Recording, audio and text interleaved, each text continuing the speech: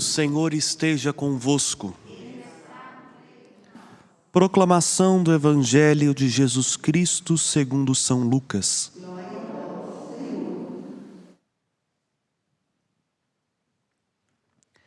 Depois que os mensageiros de João partiram, Jesus começou a falar sobre João às multidões.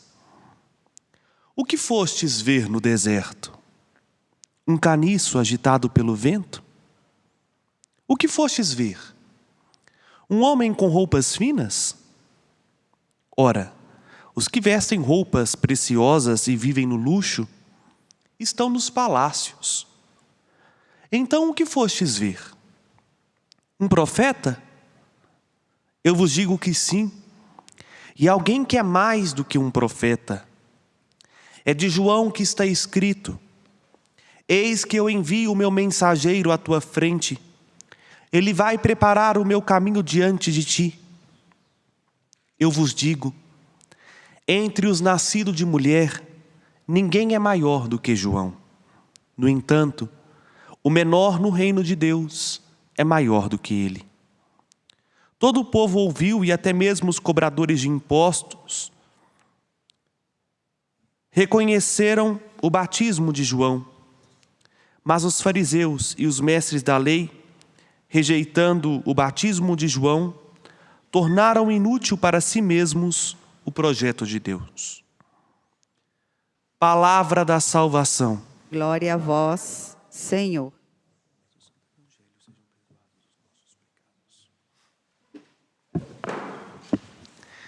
Quero dar boas-vindas a vocês que aqui estão nesta casa de clemência e bondade, na alegria de acolhê-los aqui na Casa da Padroeira de Minas Gerais. Saudar também você que se une a nós pelos veículos de comunicação, de modo particular a Rede Catedral de Comunicação Católica, TV Horizonte, Rádio América e o nosso canal Mãe Piedade no YouTube. Hoje nós concluímos este primeiro ciclo do Advento. Amanhã, dia 17, nós somos chamados à preparação imediata para o Natal. E aí o nosso olhar se volta para o advento do Cristo, para a vinda do Cristo. Não mais a vinda que acontecerá, mas a vinda que aconteceu. Ele veio. E aí, mais uma vez nos é apresentado, nesta virada, João Batista.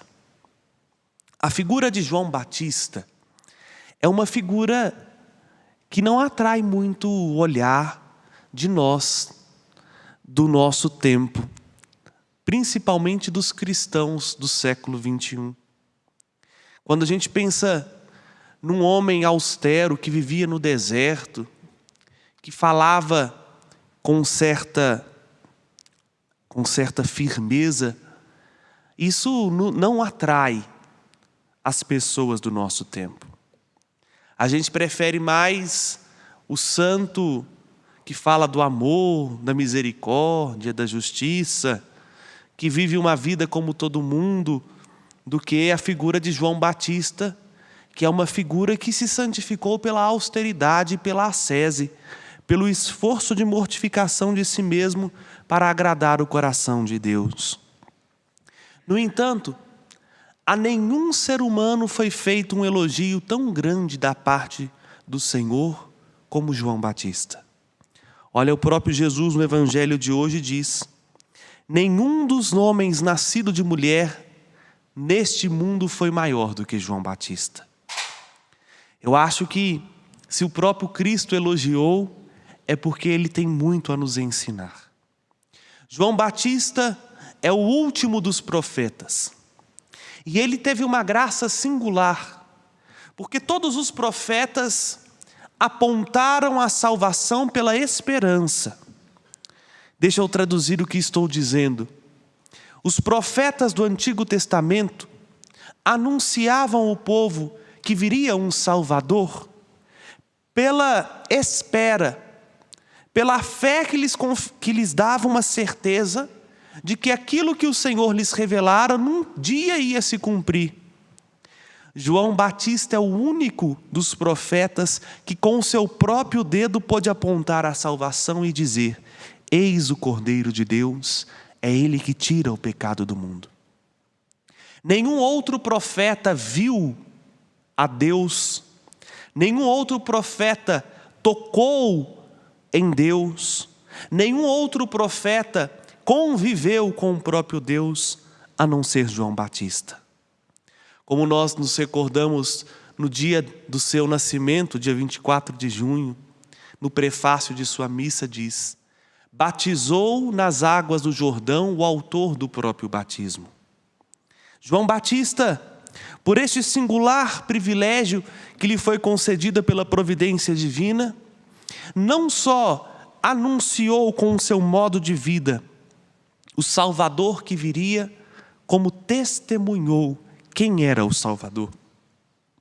E é por isso que Jesus pergunta para os seus. Porque vejam bem, o evangelho de hoje é a continuação do evangelho de ontem, onde João Batista já estava preso e os discípulos de João Batista vão até Jesus para perguntar se Jesus era o Messias esperado. Depois que os discípulos de João vão embora, Jesus vira para a multidão que o seguia e diz tudo isso que ouvimos. O que vocês foram ver no deserto? Foi um homem, um caniço agitado pelo vento? Um caniço agitado pelo vento, Jesus estaria quase que perguntando. Um homem frouxo? Alguém que é abalado por qualquer sopro de doutrina, que não tem constância naquilo que ensina? Foi isso que vocês foram ver? Vocês foram ver um homem luxuoso, que veste com roupas finas, elegantes? Não. O que vocês estão procurando em João Batista? Aqui está para nós, meus irmãos, a pergunta que precisa nos nortear enquanto cristãos. O que nós buscamos quando estamos diante de homens e mulheres que nos propõem o caminho da salvação? Estamos procurando prosperidade, riqueza, grandeza? Se assim o buscamos, nós precisamos ter clareza, não é na igreja que o encontraremos. Não são nos profetas que vamos encontrar a ostentação, a glória dos bens materiais, uma vida acomodada na riqueza, nos bens, no dinheiro. Não vai ser aí que nós vamos encontrar. Também, se estamos buscando ouvir somente o que nos convém, não vai ser nos profetas que nós vamos encontrar, porque eles vão nos anunciar uma doutrina firme. Não estão preocupados em agradar os ouvintes, estão preocupados em salvar os ouvintes. E salvar tem hora que é causar incômodo, porque é anunciar a verdade que muitas vezes está diante dos olhos daquele que precisa ver e a pessoa se recusa a enxergar. Tem hora que nós vivemos um cristianismo muito light no tempo contemporâneo. Talvez mais buscamos ser proselitistas do que de fato cristãos. Preocupamos com o número de seguidores, com o número de pessoas que vão estar nos ouvindo, do que de fato com a verdade que anunciamos. Ora, o nosso compromisso, principalmente nós padres, o nosso compromisso não pode ser nunca agradar o povo de Deus, porque o nosso compromisso é com Deus. O nosso compromisso é agradar o coração de Deus. E agrada-se o coração de Deus buscando uma inteireza de coração, buscando uma retidão, buscando não ser este caniço agitado pelo vento. A imagem é essa. Vocês já viram um bambu, que é uma espécie de caniço? O bambu, ele se curva para qualquer lado. Basta soprar um vento mais forte que o bambu vai. E assim ele vai sendo movido. O bambu, ele pode fazer uma volta quase que chegando na sua raiz sem quebrar. Já a imagem daquele que busca ser como João Batista, viver o munus profético do batismo, não é de um caniço. A imagem é de uma árvore plantada à fronte, ou melhor, bem próximo a uma nascente, como nos diz o Salmo 1, que a seu tempo dará frutos. E uma árvore, o tronco de uma árvore, não se deixa agitar pelo vento. Pode ser que a árvore não seja uma árvore mais retinha, porque a vida fez com que tivesse suas curvas, né? Mas a árvore sempre tem o esforço de endireitar-se. Prestem bastante atenção, principalmente vocês que estão visitando aqui a Serra da Piedade, a vegetação do cerrado. É uma vegetação toda contorcida, mas que busca sempre uma direção do alto.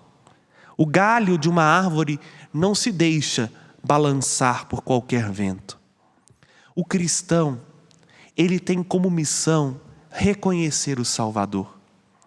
E isso vai exigir de nós uma certa firmeza, uma certa postura. Não que nós não tenhamos dificuldades e fragilidades. Pelo contrário, encontramos no nosso coração muitas incoerências, muitos momentos de fraqueza.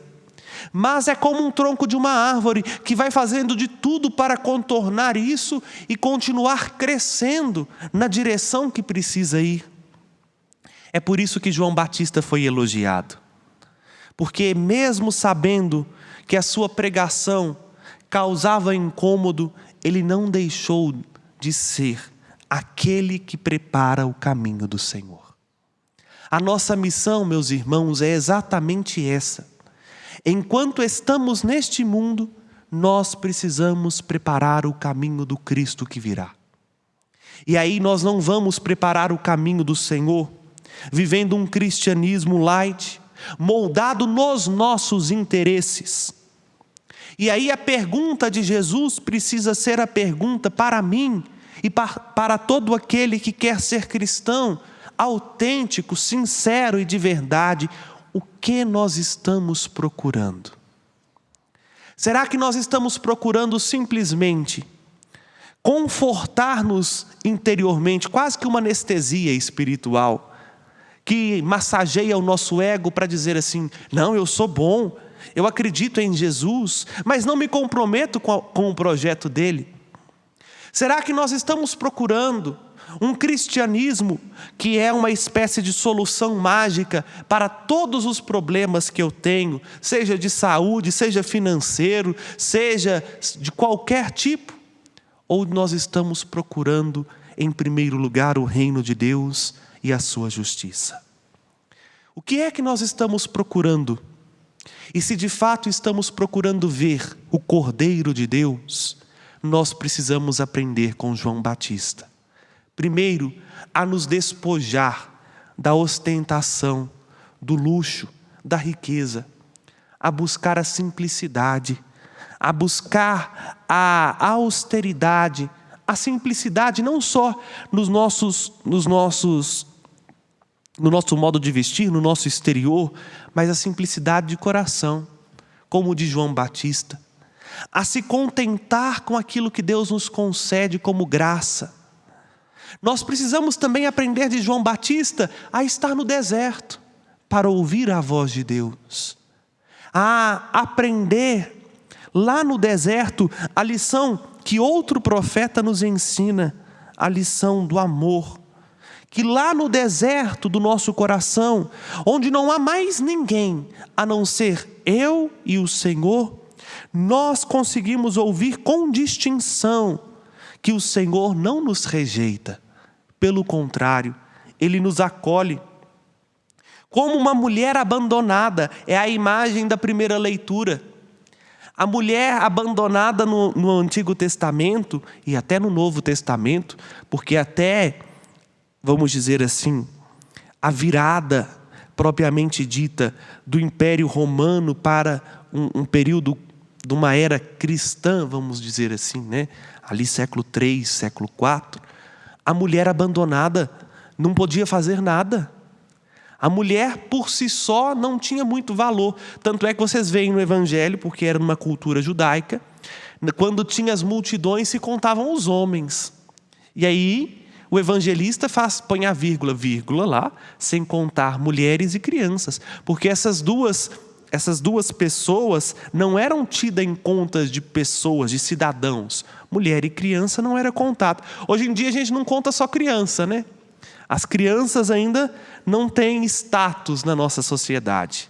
Graças a Deus, as mulheres já têm a sua dignidade e já precisam ser cada vez mais respeitadas e valorizadas.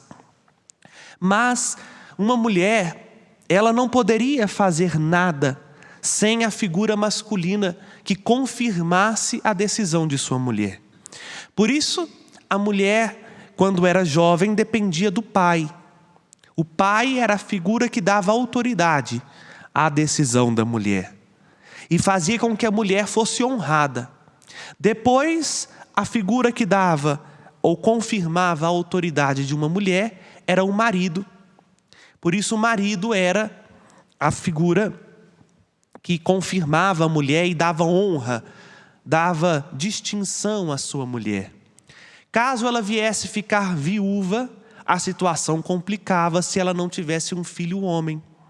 Então aí ela precisaria de pelo menos outras 2 mulheres de boa fama que a ajudasse a se comportar na sociedade. Como eu vou dizer o comportar? Fazer coisas simples, sem que ela tivesse a má fama de ser uma mulher adúltera ou promíscua. Como, por exemplo, ir ao mercado, pagar as contas, adquirir o seu próprio dinheiro, porque a mulher não poderia trabalhar publicamente. Era uma situação difícil. E aí veja a imagem que o profeta diz da misericórdia de Deus. Uma mulher abandonada. Olha, a situação de uma mulher abandonada era uma situação deplorável, porque por mais que a mulher fosse justa, ela não tinha condição de socialmente comprovar sua justiça. Ela não tinha nem o necessário para sobreviver, porque ela não podia ir publicamente ao mercado sem receber a má fama de uma mulher promíscua ou de uma mulher sem distinção, sem honra. Como uma mulher abandonada, o Senhor te chamou. Esta é a misericórdia que nós somos chamados a experimentar no deserto do nosso coração. A gente percebe lá que muitas vezes a gente não tem a mesma honra, não tem a mesma distinção, não tem a mesma força para prosseguir no caminho de Deus, para nos santificar. Mas o Senhor, quando a gente faz deserto, quando a gente silencia, nos mostra a sua misericórdia e nos diz, olha que profundo é esta leitura do profeta Isaías. Podem os montes recuar, podem as colinas abalar-se. Por que Deus diz disso? Porque é muito difícil, quase que impossível, uma montanha sair do lugar, né? Imagina a Serra da Piedade deslocar um pouquinho. E isso é quase que impossível, precisa de um terremoto. Mas, ainda que aconteça um terremoto, os montes se recuem e as colinas se abalem, olha o que o Senhor nos diz. A minha misericórdia não se apartará de ti. Nada fará mudar a aliança de minha paz, diz o teu misericordioso Senhor.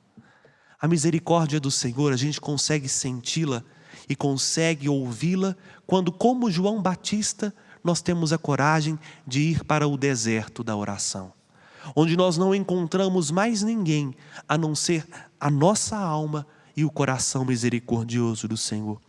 É por isso que João Batista é a figura do cristão que busca preparar o caminho para o Senhor que virá. Nós temos uma missão. A nossa missão não é ficar choramingando pelo canto as nossas misérias e nos acomodar no nível em que chegamos.